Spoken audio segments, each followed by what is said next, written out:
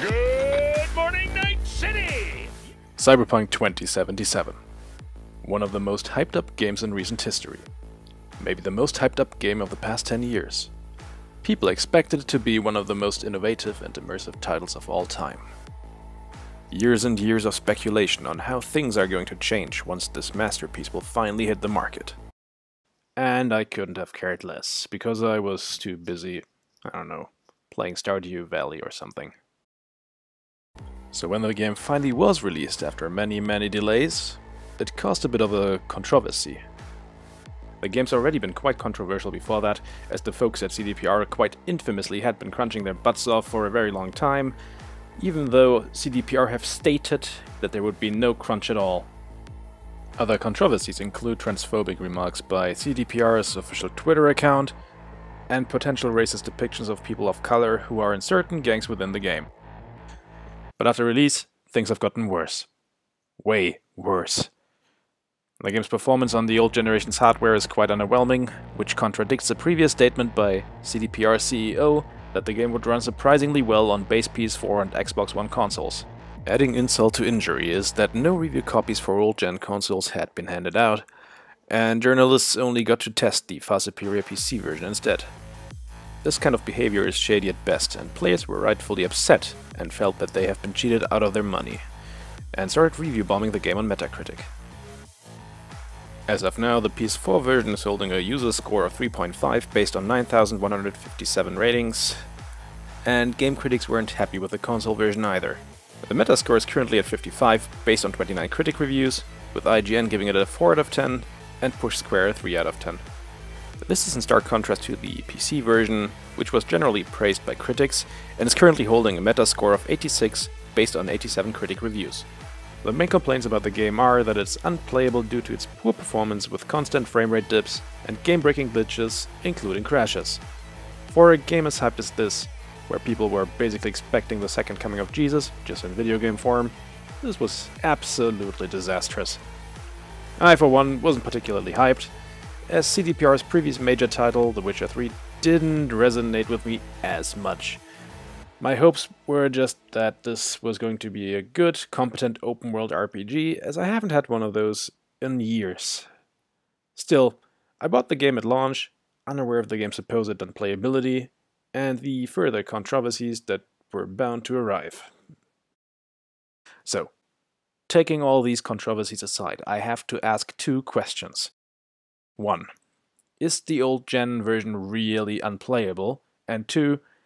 Does it deserve the overly negative reception that it's getting? Short answer, I don't think so. Slightly longer answer, it depends on how tolerant you are when it comes to graphics, performance, bugs, and also depending on, well, whatever your definition of unplayable is. For some people, anything that has a frame rate below 60 FPS is unplayable, others consider a certain lack of polish as unplayable, which would be very understandable in this case, as to be fair, the game is still very unpolished. Performance issues can indeed ruin people's overall enjoyment of a game, making it unplayable for them. I, for my part, interpret the term unplayable in a very literal sense, as in unable to play because something is affecting gameplay in a way that I'm unable to progress.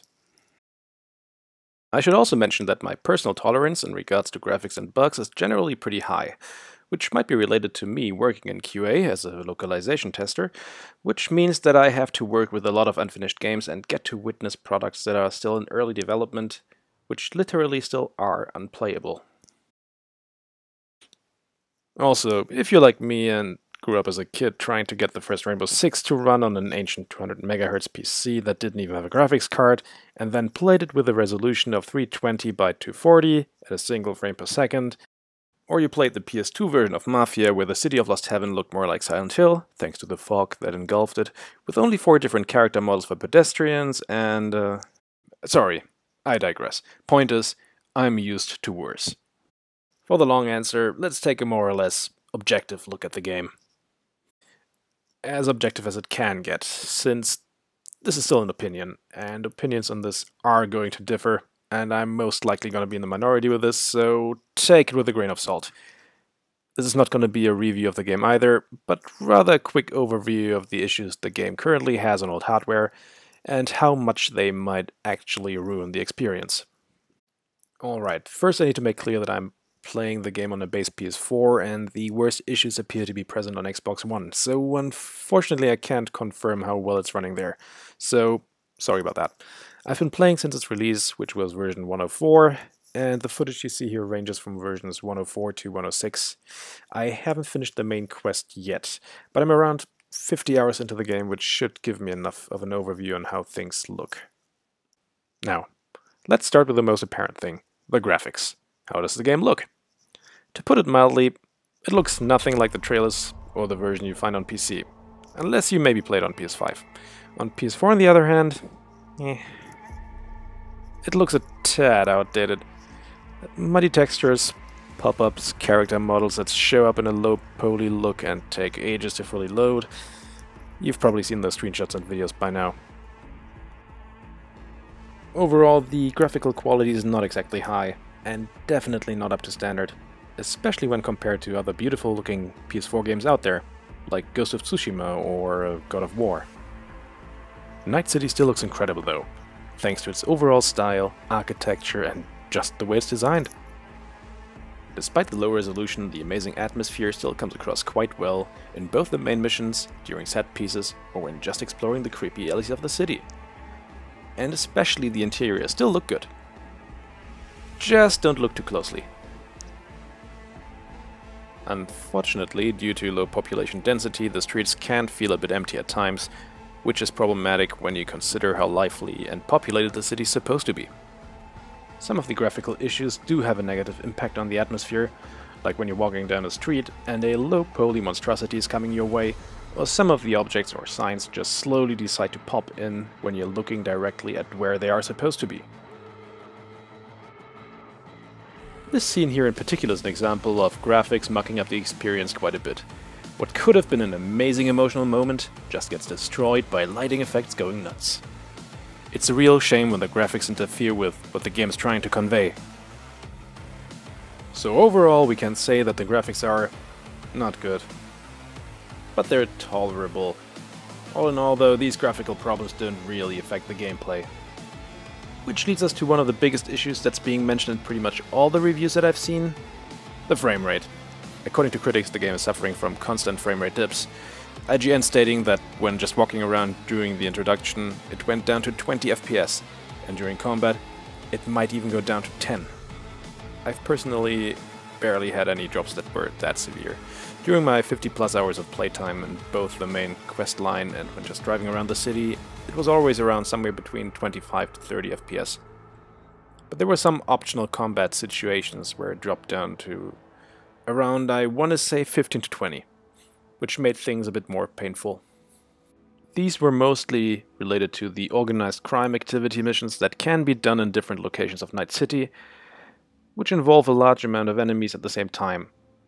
Some of these have gotten to a point where I got close to thinking, okay, this is bad, I should do something else instead. Close to thinking that. I still managed to get over it and complete these in the end. And also, since these are few in numbers, I can't confirm that they render the rest of the game unplayable.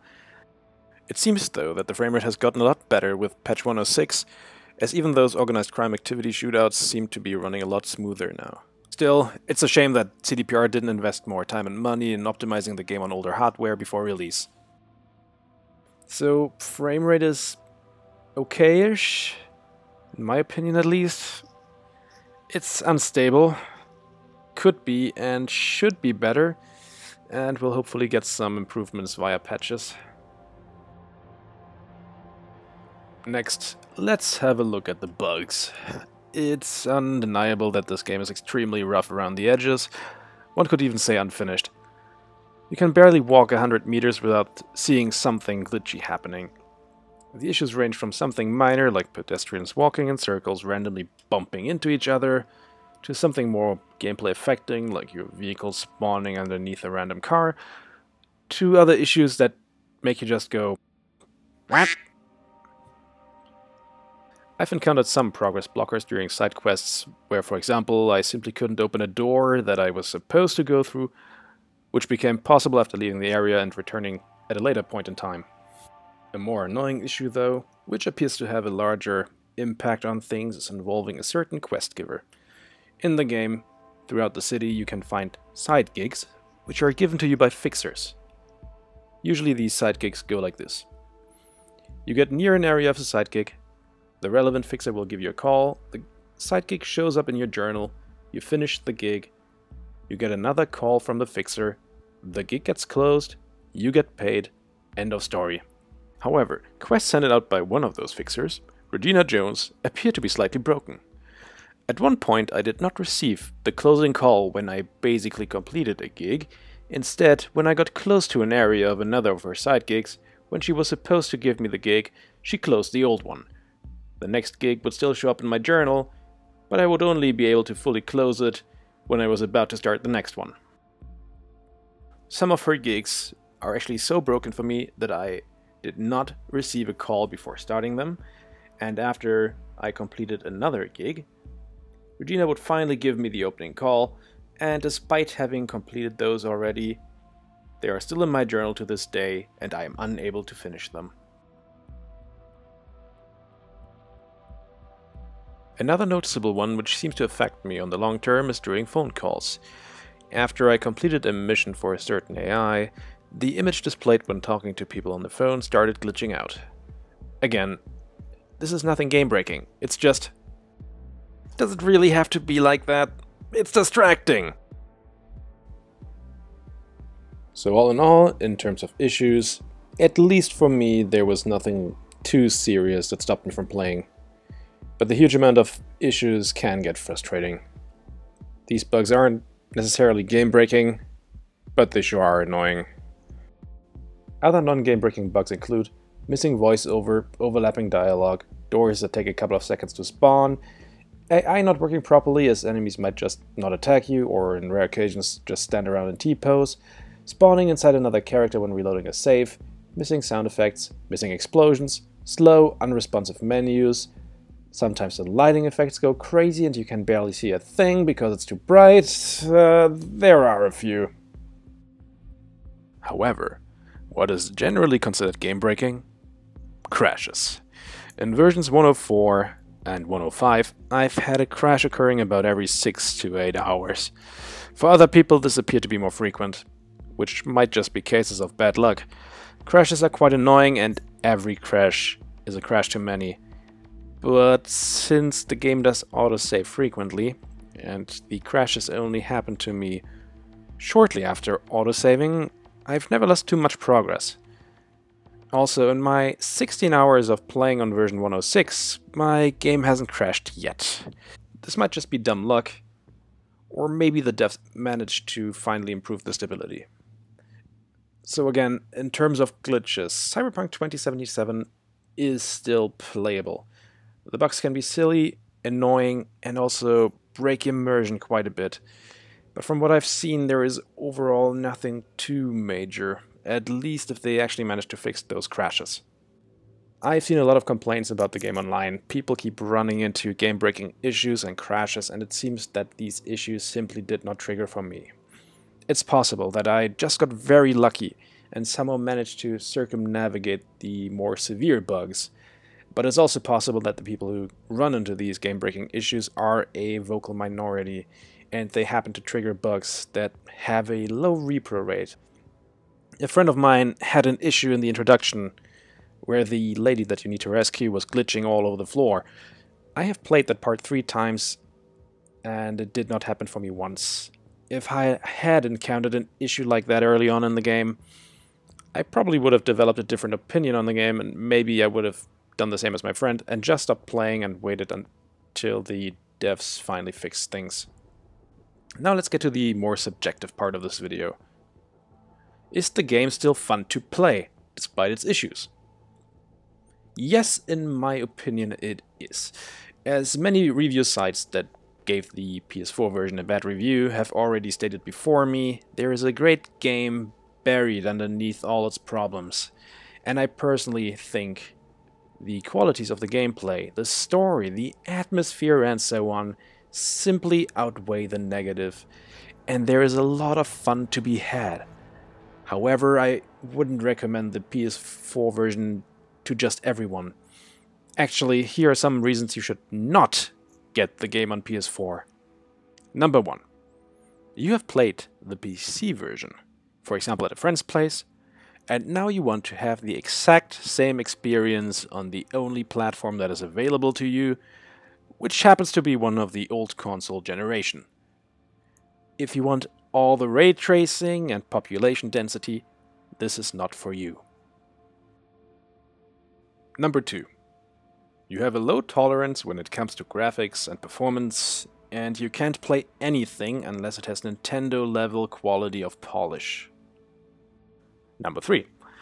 The marketing has got you hyped, and now you expect something that looks just like in the trailers and what has basically been promised to you.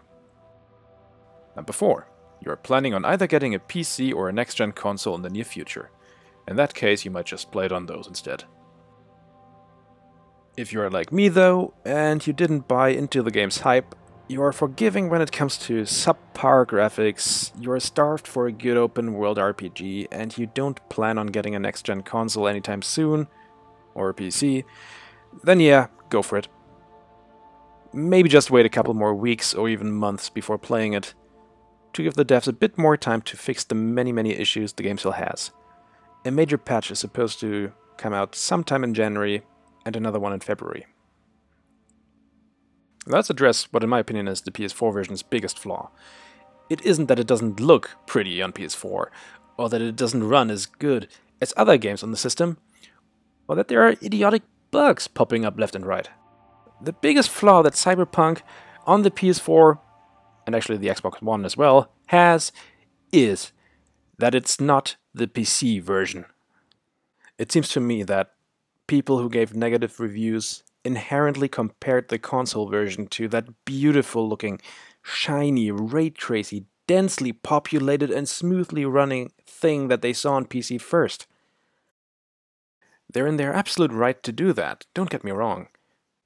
But I think we should look at what we were given for what it is, and not for what it could have been. It's undeniable that Cyberpunk 2077 has a lot more potential, and there are still many flaws that need to be worked on PS4 in order to get it closer to its far superior PC counterpart.